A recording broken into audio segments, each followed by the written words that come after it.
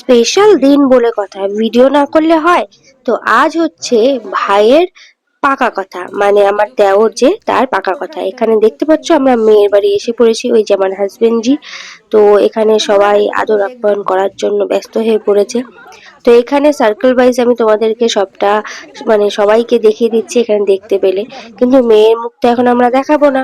এই যে আমার শ্বশুর মশাই, এইটা আমার হাজবেন্ড জি, এইটা আমার বাবা, এই যে আমি, পাশে আমার মা, এটা আমার মামা শ্বশুর, এটা মেসো শ্বশুর, এটা আরেকটা মেসো শ্বশুর, সবার সাথে পরিচয় করে দিই, এটা কাকা শ্বশুর, এটা জায়ম্বু, ওটা পিসে মশাই, ওই যে আমাদের ভাই, এই যে মেয়ে আর মেয়ের দাদু। কিন্তু এটা এখন দেখানো যাবে না, এখানে সব মাসিরা বসে আছে, মাসি, মামি, দুই মামি। তো চলো, এখন হবে জোকার দেওয়া।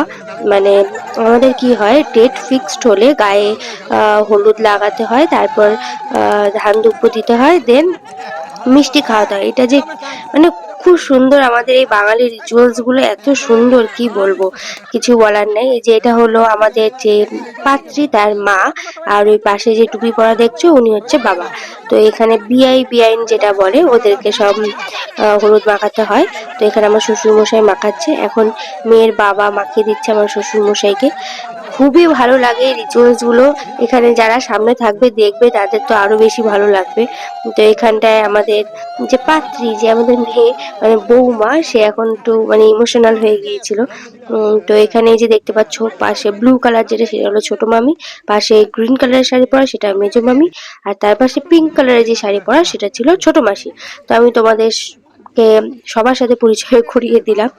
নেক্সট টাইম তোমাদের যেন অসুবিধা না হয়, আমার ব্লগে দেখলে তোমরা ইজিলি কি বলে চিনে নিতে পারো। আর ইয়েলো পরা যে শার্টটা, এটা হচ্ছে আমার কাকু এবং মেয়ের মেশো।